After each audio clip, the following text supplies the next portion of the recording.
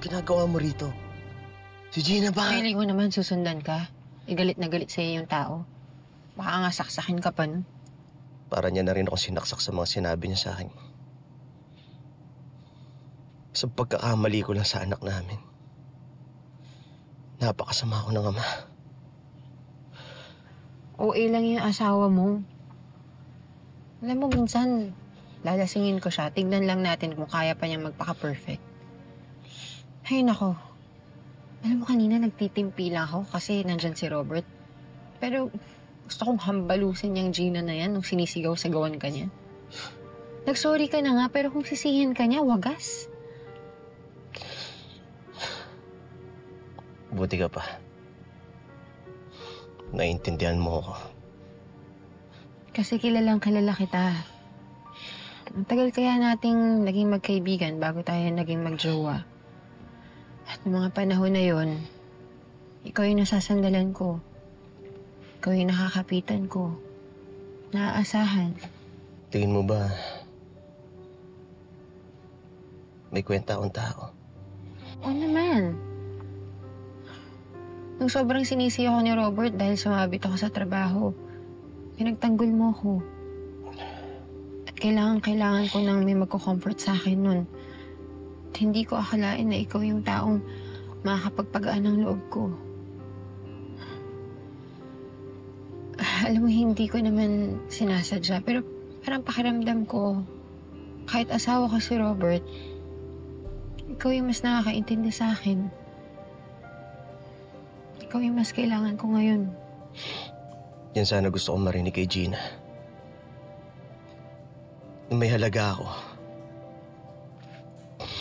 nalalaki pa rin ako at marami akong kayang gawin para sa kanya.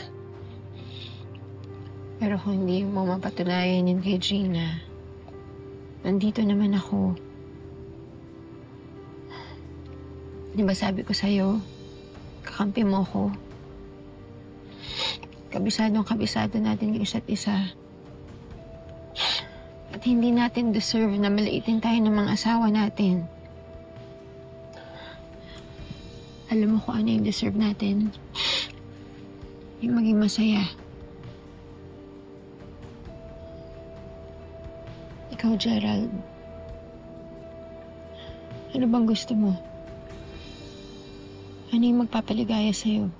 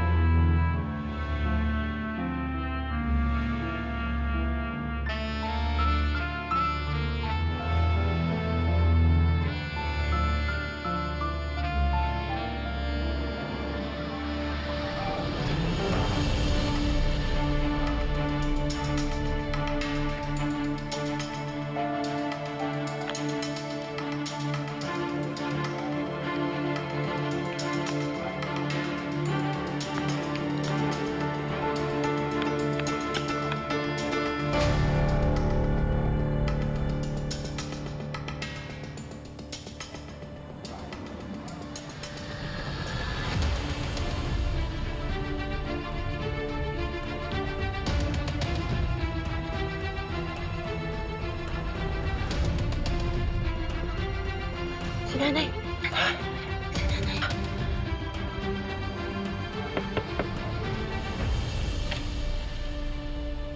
Oh, Gerald. Ba't andyan ka?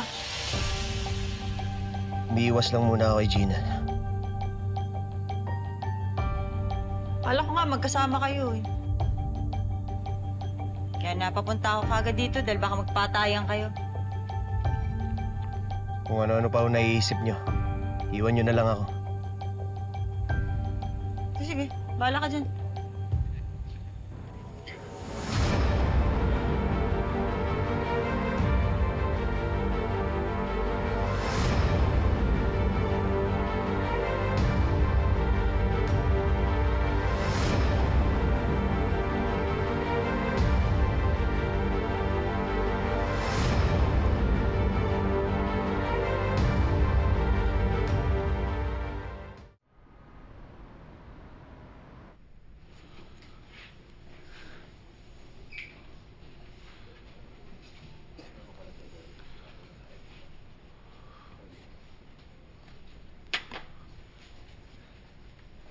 Gerald, si Gina. Ewan. Bakit? Gusto ko lang malaman kung okay lang lahat. Nag-alala kasi ako kahapon pagkatapos niya ako tawagan. Hinahanap ko niya kasi. Tinatawagan ka ng asawa ko para alamin kung nasaan ako? Ano ka? Spy niya? Ha? Praning ka ba? Tinawagan niya ako dahil hindi ka niya makontak. Nagbaka sakali, baka alam ko kung nasan ka. Yun lang yun. Pwes, ayoko nagtatawagan kayo ng asawa ko tungkol sa akin. Kung ano may nangyayari sa amin, labas ka na ron.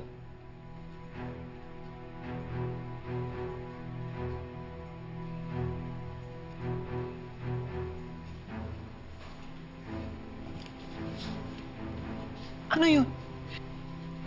Ganyan pala si Kuya Gerald. Hindi naman siya ganyan dati. Ang laki ng pinagbago ng kapatid mo.